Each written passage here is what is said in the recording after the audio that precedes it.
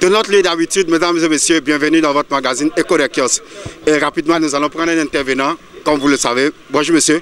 Bonjour monsieur le journaliste. Veuillez bien vous présenter. Bon, à l'état civil, je réponds au nom de Blaise Dansou Atakon. Alors, monsieur Dansou, oui. Quel journal vous a attiré votre attention ce matin? Le Béninois libéré. Alors, vous pouvez me montrer le titre? C'est ça. Alors, vous pouvez lire le titre. Reprise de l'élection du maire de Parakou. Alors, Inoussa Tchabi Simé s'installe. Alors, votre avis? Il y a plus bagage. Oui, ça ne me surprend pas, cette actualité que nous avons vécue à Parakou hier. Vous savez, nos aînés, que je respecte beaucoup, je vais parler des Gaba Yaya, les Théophile Yarou et autres là, qui se sont accaparés de force le parti de Boni Yahi et qui ont oublié... Je rappelle que ça c'est votre avis. Hein. C'est mon avis. Qui ont oublié d'aller à l'école politique. C'est comme ça que ça finit. Vous voyez, la politique en réalité n'est pas du mensonge ni de magouille. La politique c'est une science avec laquelle on ne triche pas. Vous voyez, au moment où ils ont pris le récépissé et Yahibouni les appelait pour leur dire de venir, de montrer le récépissé de Kori, de FCBE, ils ont fait comment? Ils ont mis le président de la République, l'ancien président de la République là, ils l'ont considéré comme un vil individu et ont passé tout le temps à se moquer de lui. Vous voyez la suite.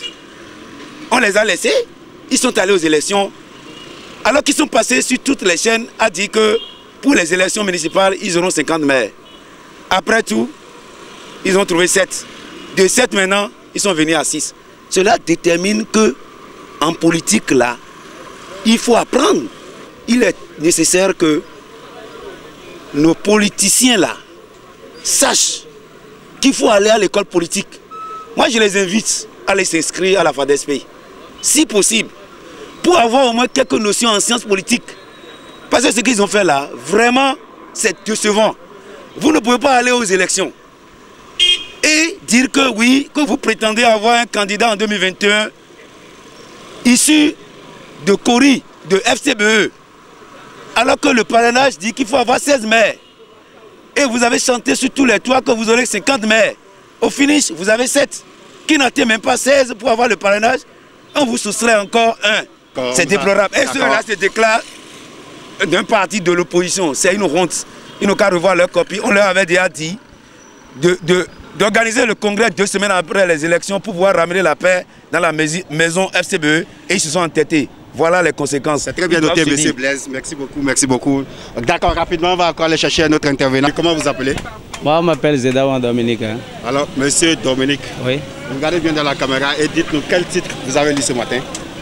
Le président Talon doit-il revenir en 2021? C'est quel journal? C'est le... Comment dire? Excusez-moi beaucoup. Hein. Oui, d'accord, il n'y a pas de problème. Monsieur, vous pouvez nous excuser? Oui, c'est le Monde 7. Le Monde 7. Oui. Alors, votre impression par rapport à ce titre? Non, l'impression que moi j'ai par rapport à ce titre est que, vous savez, si le président Talon doit revenir en 2021, ça dépendra de la population. Vous voyez, et cela dépendra aussi de comment il travaille. Et naturellement, si vous rentrez dans la ville, généralement dans la ville du Bénin, dans les villes du Bénin, vous allez constater que le président Talon travaille très bien. Il fait son œuvre et il n'aime pas les détails. La personne, malgré tout ce que disent les gens, ils disent rien. Il est tranquille et il pose seulement des actes. Nous voulons des présidents exemplaires comme ça. Pourquoi? Parce que les détails aussi, ça fait perdre le temps. Et si nous regardons... Vous savez que c'est nécessaire de donner des détails? Oui, il est nécessaire de donner des détails. Si ces détails sont raisonnables. Est-ce que vous voyez un peu? Et si vous le voyez, vous voyez ces actes, ces manières de faire, ça dit ça nous éduque, ça éduque la jeunesse.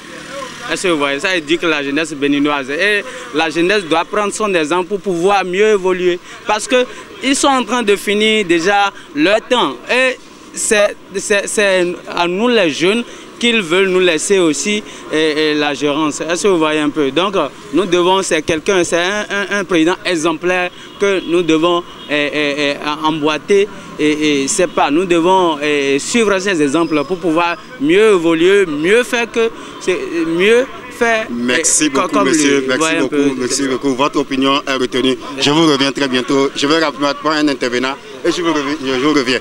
Bonjour, monsieur. Bonjour, monsieur le journaliste. Voulez-vous bien vous présenter?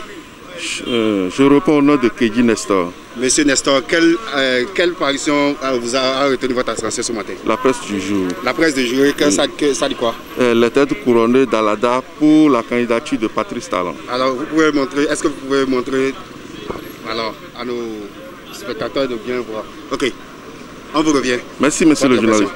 Vous pouvez maintenant tourner. Ce ne serait pas seulement les têtes couronnées. Et je demande aux Béninois en général.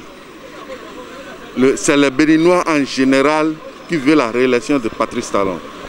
Parce que les Béninois, ce que cherchent les Béninois, c'est ça Patrice Talon fait. Patrice Talon, il travaille bien. Il travaille bien. Il doit revenir en 2021 parce que, à voir tout ce qu'il a fait, Patrice Talon a essayé d'assainir le milieu le milieu des finances publiques. Il a assaini le milieu sanitaire, c'est-à-dire les hôpitaux publics.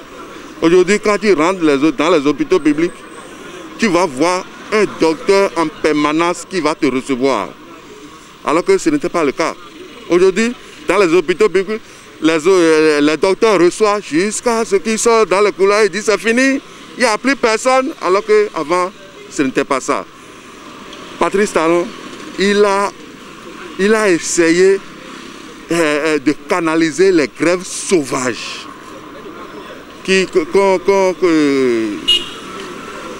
qu'on a vues dans ce pays. Donc, tout ce que Patrice Talon fait, c'est bien. Aujourd'hui, notre pays est reconnu sur le plan international.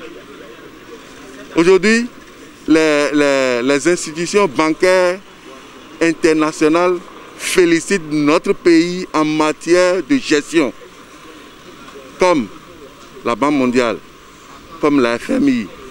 Donc, à voir tout ça, Patrice Talon doit être réélu en 2021. Mesdames et messieurs, c'est sur ce dernier intervenant que nous allons mettre un terme à ce numéro de Code Kiosque. Prenez le rendez-vous le lundi prochain et n'oubliez pas d'aimer notre page Facebook et de vous abonner à notre chaîne YouTube Révélation Web TV. Merci, à bientôt.